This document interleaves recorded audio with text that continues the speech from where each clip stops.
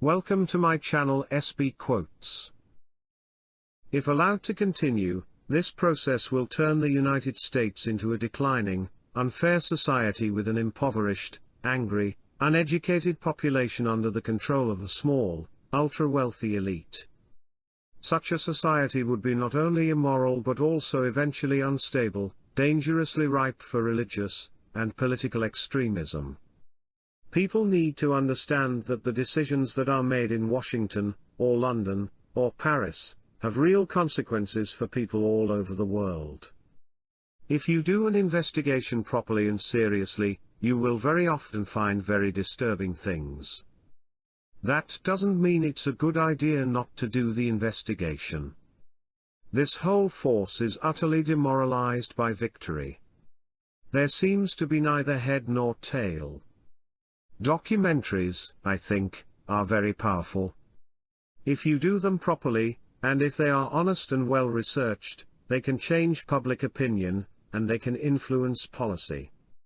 Forgive me, I must start by pointing out that 3 years after our horrific financial crisis caused by financial fraud, not a single financial executive has gone to jail, and that's wrong. You shall hear a good account of me or of my death.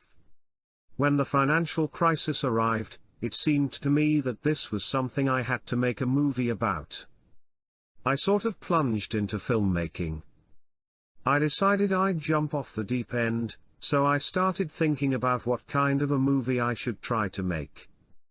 The world is more complex than we think. A functioning democracy requires citizens to be informed and to take an active role in governance. It's not sufficient to just show up at the polls and vote, people need to know what they are voting about.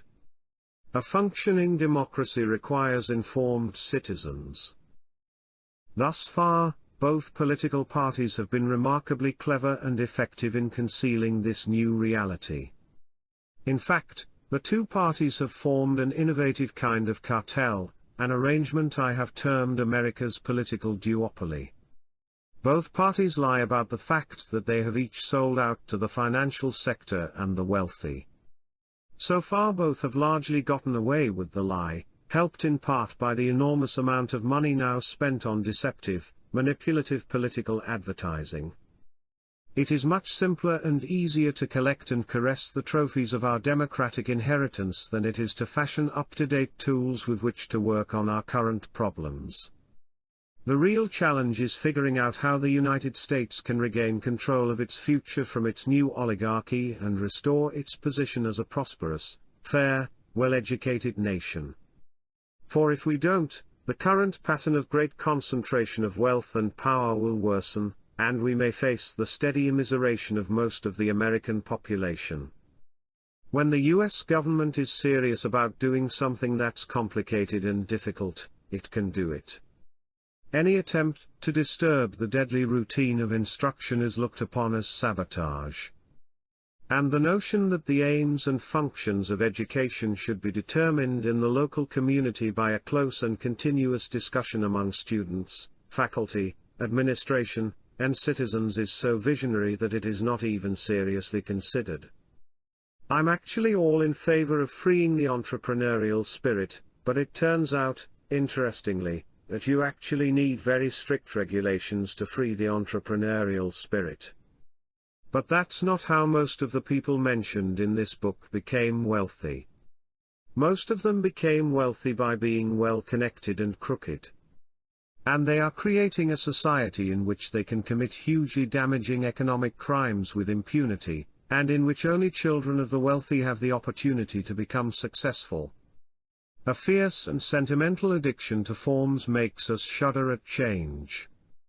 It is much easier to say that the system is all right, only the people need to be improved.